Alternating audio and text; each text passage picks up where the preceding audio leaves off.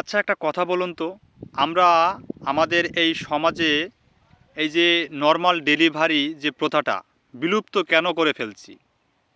সহজ পদ্ধতিতে সিজার করে কি আমরা খুব বেশি সুখে আছি? সুখে নেই তো।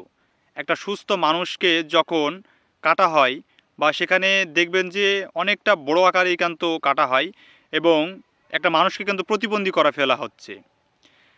এবং তারা একটু বয়স হয়ে গেলেই কিন্তু কাজ করতে পারছে না, তাদের মাজায় সমস্যা হচ্ছে, ভারী কোনো কাজও করতে পারছে না। আচ্ছা, আমরা এই জিনিসগুলো কি কখনো চোখে পড়ছে না? এত কিছু চোখে পড়ার পরও আমরা কেন এই সহজ পদ্ধতি বেছে নিচ্ছি? আমাদের সমাজের নারীরা কি নরমালি ডেলিভারি করতে পারবে না? আমরা কি এটাই ভাবছি? আমাদের কি এই ভাবনা কখনো বদলাবে না? এত সহজেই আমরা সিজারকে বেছে নিচ্ছি এবং যদিও মানে হাজব্যান্ড পক্ষ যদি দেখা যায় যে নর্মালে যদিও আগ্রহ হয়েও থাকে, অনেক সময় দেখা যায় যে মেয়ের বাবা মারা এ বিষয়ে কি করে, মানে সম্মতি দেয় না। তাহলে কি বিষয়টি এরকম দাঁড়ায় যে নর্মাল ডেলিভারি করলে তার মানে সেই মেয়ে মারা যাবে বা ক্ষতি হবে?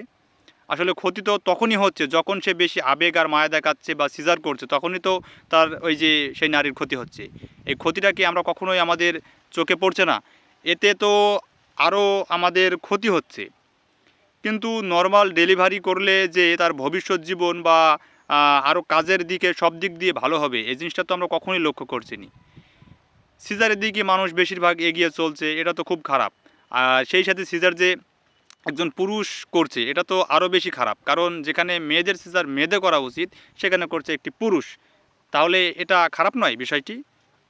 তাই বলছি, নর্মাল ডেলিভারির দিকে বেশি আগ্রহ দেন এবং মানুষকে উৎসাহ করুন, সিজারকে না বলুন। কারণ সিজার করলে একটি নারী প্রতিবন্ধী হয়ে যাচ্ছে। আপনি লক্ষ্য করে দেখুন, আপনার বাড়িতেই আছে, তারা কতটা কষ্ট করছে।